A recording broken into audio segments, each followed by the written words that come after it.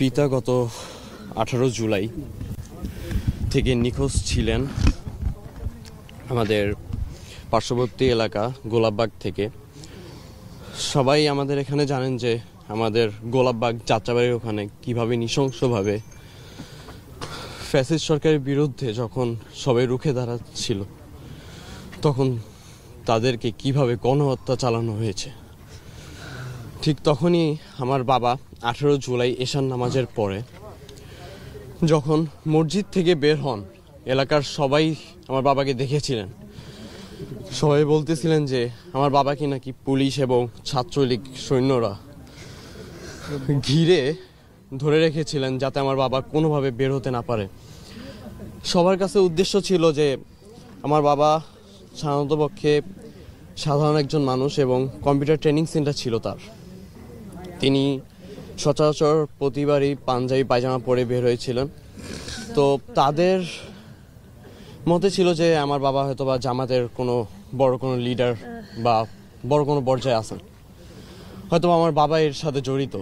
কিন্তু আমার বাবা ওই দিন শুধুমাত্র মসজিদ থেকে নামাজ পড়ে বের হয়েছিলেন। নামাজ পড়া যদি খারাপ হয়ে থাকে তাহলে এই বাংলাদেশের মুসলিম কান্ট্রি হিসাবে একটা জিনিসই বলার থাকবে যে মুসলিম কান্ট্রিতে যদি নামাজ পড়া যদি আপনার দোষ হয়ে থাকে, মসজিদ থেকে বের হনো যদি তাদেরকে জামাত শিবির বলা হয়, তাহলে তো মসজিদ মাদ্রাসায় যারা আছেন তারাও তো সবাই জামাত শিবির। তাদেরকেও তো তাহলে গণহত্যা করা উচিত ছিল। এবং আমরা যারা স্টুডেন্ট ছিলাম, আমরা কি দোষ করেছিলাম? আমরা কি শুধু আমাদের কোঠা এটা চাওয়াটা কি আমাদের ভুল ছিল? আমার সরকারের কাছে এই কোশ্চেনগুলো রইল, জানি আমি এই কোশ্চেনগুলোর আমি অ্যান্সারটা পাই। এবং আমার বাবা গত 18 জুলাই নামাজ পড়ার পরে যখন বের হয়েছিলেন, পুলিশ এবং ছাত্রলীগের সৈন্যরা সবাই মিলে তাকে ঘিরে ধরেছিল এবং তাকে নাকি চড়থাপ্পড় দিয়ে এলাকা থেকে বের করে নিয়েছিল। পরবর্তীতে কেউ নাকি তাকে দেখেনি, তবে পরবর্তীতে ইনভেস্টিগেশনে জানা যায় যে আমার বাবার লাশ নাকি দক্ষিণ কাজলার টোল প্লাজার সামনে নাকি ফেলে রাখা হয় রক্তাক্ত অবস্থায়। ওখান থেকে নাকি যাত্রাবাড়ি থানা নাকি তাদেরকে আমার বাবার লাশকে নাকি উদ্ধার করে শাহবাগ থানায় নাকি হস্তান্তর করে এবং শাহবাগ থানা নাকি শাহবাগ থেকে আপনার ঢাকা মেডিকেলে হস্তান্তর করে। তারপর থেকে আমি 18 জুলাই থেকে বিগত যাবৎ আপনার আগস্টের 10 তারিখ পর্যন্ত আমি আমার বাবার লাশ অনবরত খুঁজতে থাকি যে আমার বাবা কোথায়, আমার বাবার লাশ কোথায়। আমার এখনও ক্লিয়ার মনে আছে 24 তারিখ আঞ্জুমান মফিদুল ইসলাম বলেছিল যে 24 তারিখ নাকি তারা তাদের লাশ এখানে এসে দাফন করে এবং তারা নাকি ওই দিনই নাকি ঢাকা মেডিকেল থেকেও নিয়ে আসে। আমার এখনও স্পষ্ট মনে আছে আমি 24 তারিখ সকালবেলা ঠিক দুপুর 1টা বাজে আনুমানিক আমি আমার বাবার লাশের জন্য আমি ঢাকা মেডিকেলে যাই। পুলিশ আমার সাথে অনবরত তর্ক বিতর্ক করে। এক পর্যায়ে একজন পুলিশ সে বলে যে আমাকে একটা পুলিশ পারমিশন নিয়ে আসতে ঢাকা মেডিকেলে ঢোকার জন্য। আমি বলি যে আচ্ছা ঠিক আছে, আপনি আমাকে পুলিশ পারমিশন এনে দিলে ঢুকতে দিবেন তো? তিনি বলেন যে হ্যাঁ, আমি তো আমাকে ঢুকতে দিব। আমি আমার থানায় আসি, আমার ওয়ারি থানায় এসে আমি অনেক কষ্ট করে তাদের কাছ থেকে একটি পুলিশ পারমিশন নিই। পুলিশ পারমিশন নিয়ে আমি যখন তাদের কাছে যাই, তারা আমার সাথে প্রচুর খারাপ বিহেভ করে। তারা বলে যে পরিস্থিতি যখন স্বাভাবিক হবে তখন তুমি তোমার বাবার লাশ এমনিই পাবে। আমি বলি যে আমার বাবার লাশ আছে না কি আছে তা তো আমি জানি না, আপনি কিভাবে বললেন যে আমার বাবার লাশ আছে?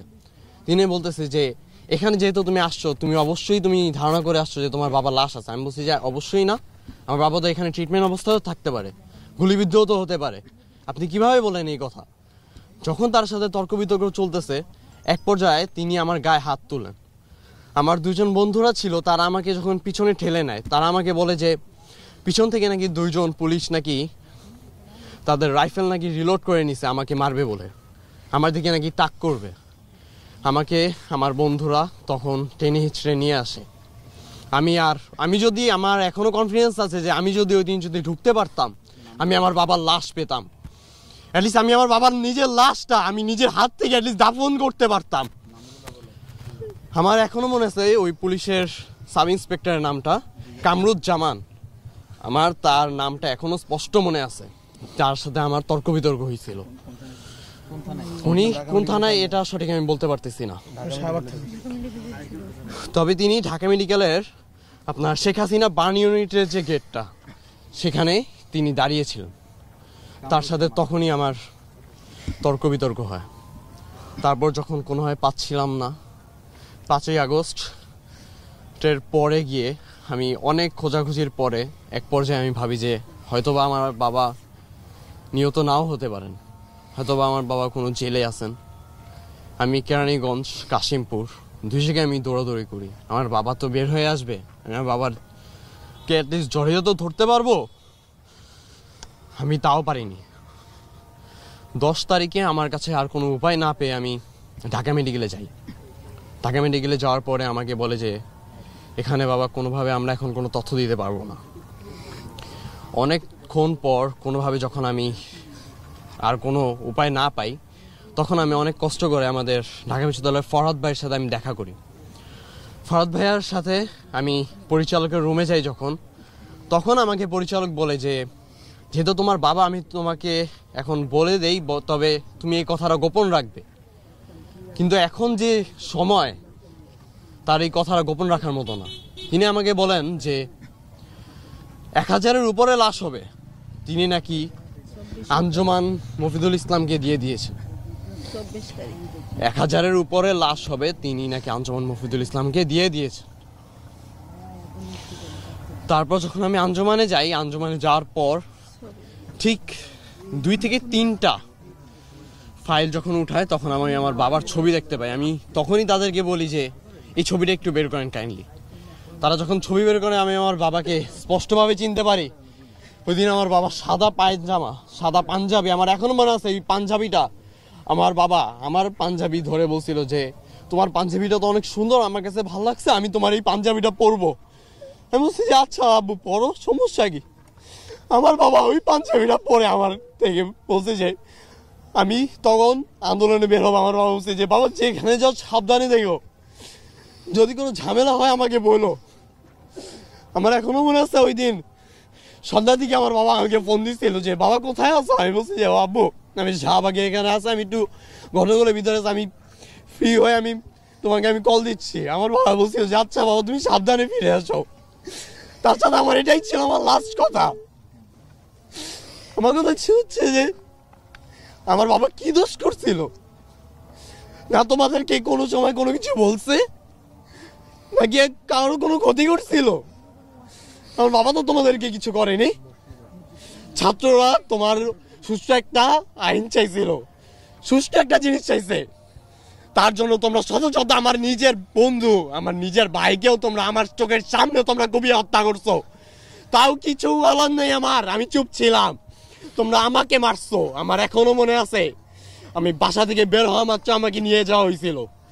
নিয়ে গিয়ে আমার ছাত্রলীগের কিছু নেতা ছিলেন একজন, আমি তার নামটা স্পষ্টভাবে আমার মনে নেই, তিনি আমাকে ওয়ারিতে নিয়ে গিয়ে আমার র্যাঙ্কিং স্কেলের সামনে আমাকে ফেলে রেখে এসেছিলেন। আমার এখনো মনে আছে আমাকে আধা ঘন্টা যাবৎ মারতেন, তারপর আমাকে ঠান্ডা কড়কড়া ঠান্ডা মানে আমাকে খাওয়াতেন, এরপরে আবার মারতেন। মারতে মারতে আমি এক পর্যায়ে অজ্ঞান হয়ে যাই। আমাকে এই র্যাঙ্কিং স্টেজের সামনে আমাকে যখন ফেলে রাখা আসা হয়, তখন আম পাবলিকরা নিয়ে গিয়ে আমাকে সালাউদ্দিনে ভর্তি করে।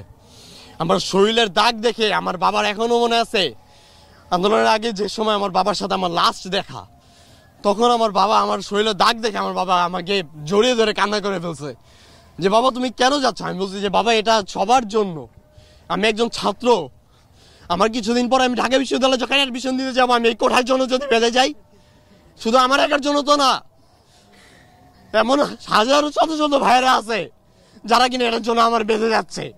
তো আমি কেন চুপ থাকবো? আমি যদি এটার মধ্যে একজন হই, আমার যে ঠিক আছে তুমি একদম সঠিক কথা বলছো, আমি তোমার সাপোর্টে আছি। শুধুমাত্র এই কারণেই আমার বাবাকে আজ আমি দেখতে পারতেছি না। যদি কোঠা নিয়ে যদি কথা না হতো তাহলেই মনে হয় আমি আমার বাবাকে পেতাম। তবে হ্যাঁ, আমি একটা জিনিস নিয়ে অনেক প্রাউড ফিল করি যে আমার বাবা দেশের জন্য প্রাণ দিচ্ছেন। আমার ভাই আমার দেশের জন্য প্রাণ দিয়েছেন, আমাদের শত শত আমাদের ভবিষ্যতের জন্য আমাদের প্রাণ দিয়েছেন। এবং এই ফ্যাসিস্ট সরকার, তাকে আল্লাহ আদৌ পর্যন্ত ক্ষমা করবে কিনা তার কোনো নিশ্চয়তা নেই। আমি চাই এই যে আওয়ামী লীগ, ছাত্রলীগ, এরা যদি মারাও যায়, মৃত্যুবরণ করে, এদের যাতে জানাজা পড়ানো না হয়, এদের যাতে মাটি দাফন পর্যন্ত যাতে এদেরকে কোনো কেউ না করে, এদের গোসল পর্যন্ত যেন না হয়, এদের লাশ জানি শকুনে খায়। এটা শুধু শুধু মুখ থেকে কারো আসে না, কতটা মানুষ কষ্ট পেলে এই সব কথা বলে। একটা মানুষকে কিভাবে নির্মমভাবে হত্যা করে তা আল্লাহ মাবুদি ভালো জানে, আর তারাই ভালো জানে। তারা তো পশুর থেকেও আমার কাছে অধম। তাদেরকে যদি আমি কোনো পশুর সাথে তুলনা করি, তারা পশুর থেকে আমার কাছে অধম। পরিশেষে আমি একটা কথাই বলতে চাই, আমার যারা ভাইয়েরা আছেন এবং যারা ছাত্র সমন্বয়ক আছেন, তাদের কাছে আমার একটাই দাবি থাকবে যে আমরা যারা শহীদ পরিবারের যারা লোকজন আছে, যারা শহীদ, আমাদের কাছে এখনো আমার কিছু ভাইয়েরা আছে, তারা এখনো আহত আছেন, তাদেরকে খোঁজ নেওয়া। সরকারের কাছে আমার দাবি থাকবে আমাদের তাদেরকে একটু খোঁজ নেওয়া। তাদের অনেকেই আছেন যারা ঠিকমতো চিকিৎসা পাচ্ছেন না, ঠিকমতো খাওয়া দাওয়া করতে পারছেন না, এবং অনেকেই আছেন যাদের বাবা মা, নিজেদের ভাই, নিজের ছেলে, নিজের মেয়েকেও খুঁজে পাচ্ছেন না। আমার একটাই দাবি থাকবে তাদের লাশ যেন দ্রুত সময়ে সমাপ্ত করা হয় এবং তাদেরকে সরকারের পক্ষ থেকে যেন আর্থিকভাবে সহযোগিতা এবং তাদেরকে দেখে শুনে রাখার ইয়ে করা হয়। আমি এই বলেই আমি আমার বক্তব্য শেষ করছি।